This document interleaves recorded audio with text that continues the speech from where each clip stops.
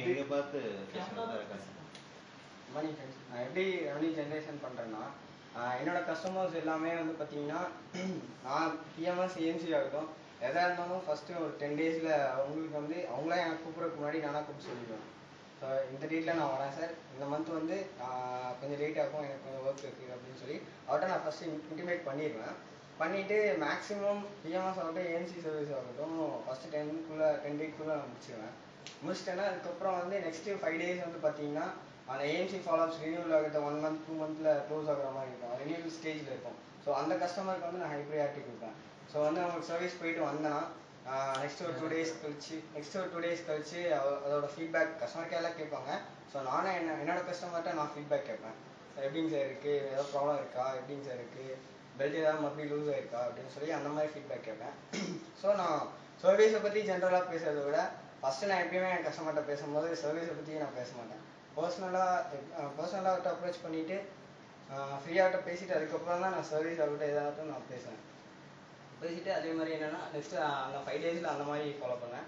Next 5 days பார்த்தீங்கன்னா என்னோட sales ஃபாலோஅப்ஸு AMC ஃபாலோஅப்ஸு இதெல்லாம் பார்த்தீங்கன்னா ஏஎம்சி விசிட் வந்து நான் ஒரு கஸ்டமருக்கு வந்து அந்த கஸ்டமர் அவுட் வாரண்டியில் இருந்தாங்கன்னா ஃபஸ்ட்டு நான் ஒரு டைம் ஏஎம்சி விசிட் வந்து பார்க்க சொல்லியிருக்காங்க. அவுட் வாரண்டி கஸ்டமர்கிட்ட வந்து நம்ம போய் ஃபஸ்ட்டு ஜென்ரலாக போய் அவங்க வந்து நம்ம ஃபஸ்ட்டு கம்பெனியில் லிங்க்கில் வரணும். ஸோ அப்போ தான் அவங்களோட நம்ம சர்வீஸ் எப்படி இருக்குது அப்படின்னு சொல்லி அவங்களுக்கு அப்போ தான் அனலைஸ் பண்ணுவாங்க.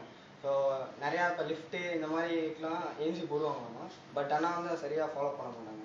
ஸோ அவங்க கம்ப்ளைண்ட் பண்ணாலும் 3 or 4 days அதை வந்து டெட் கண்டிஷனில் தான் இருக்கும். ஸோ அந்த மாதிரி அவங்க இந்த மாதிரி ஃபீல் பண்ணுறாங்க.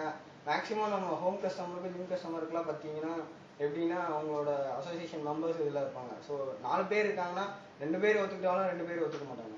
ஸோ அந்த மாதிரி ப்ராப்ளம்ஸ்லாம் இருக்குது. ஸோ அதை வந்து நம்ம எப்படி மேனேஜ் பண்ணுறது அப்படின்னு சொல்லி நான் ஒரு நாள் வந்து மேனேஜர் அந்த மெயின்டெனன்ஸ் அவங்க போய் பார்த்தோன்னா யாரை காண்டாக்ட் பண்ணணும் அப்படின்னு சொல்லி ஜஸ்ட் காண்டாக்ட் நம்பரை மட்டும் வாங்கிட்டு வந்துட்டு அதுக்கப்புறம் ஃப்ரீ டைமில் வந்து அவர்கிட்ட கூப்பிட்டு சார் இந்த மாதிரி விகேலேருந்து பேசுகிறேன் சார், இந்த மாதிரி அவுட் வாரண்டி கஸ்டமருக்குலாம் வந்து ஃப்ரீ சர்வீஸ் கொடுக்கறதுக்காக கம்பெனியில் தனியாக ஆள் வந்து செப்பரேட்டாக இது பண்ணியிருக்காங்க சார், சர்வீஸ் வந்து கொடுக்க சொல்லியிருக்காங்க அப்படின்னு சொல்லிட்டு அவங்க எப்போ அப்பாயின்மெண்ட் கொடுக்குறாங்களோ அப்போ போய் க்ளோஸ் பண்ணிவிட்டு ஸோ அப்ரோச் பண்ணிட்டு அதுக்கப்புறம் ஃபாலோஅப்ஸில் தான் இருப்பாங்க.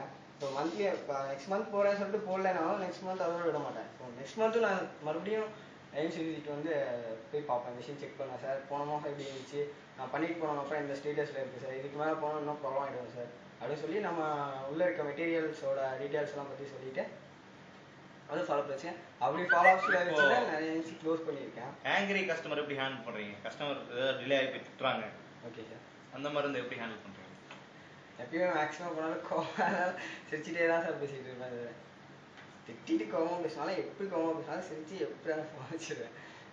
மேக்ஸிமம் என் கஸ்டமர் என்னை பொறுத்த வரைக்கும் என்னென்னா நான் பார்த்துட்டு இருக்க கோயம்புத்தூர் கமர்ஷியல் இதில் வந்து எந்த ப்ராப்ளமும் கம்பெனி சைடுக்கு வரக்கூடாது. அதுதான் என்னோட ஃபஸ்ட்டு டார்கெட்டே தான். என்னோட revenue target, sales target. Last 3 months உங்களோட அச்சீவ்மெண்ட்ஸ் என்ன? Work, revenue, sales. ஸோ கமர்ஷியலை பொறுத்த வரைக்கும் எப்படின்னா ஒர்க் வந்து கண்டிப்பாக வந்துடும். நான் ஒர்க் எப்படியா இருந்தாலும் ஒரு கஸ்டமர் ப்ளேஸ் போனேன்னா மோர் தென் 4 or 5 மிஷின்ஸ் இருக்கும். அதனால் ஒர்க்கு வந்து எனக்கு பிரச்சனை கிடையாது.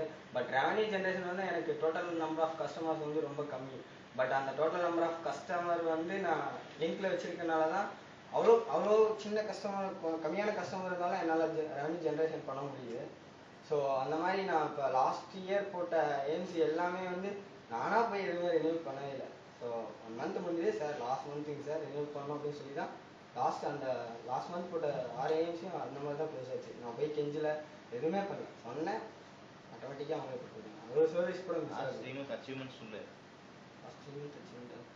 ரெவன்யூ வந்து 50,000 சார்.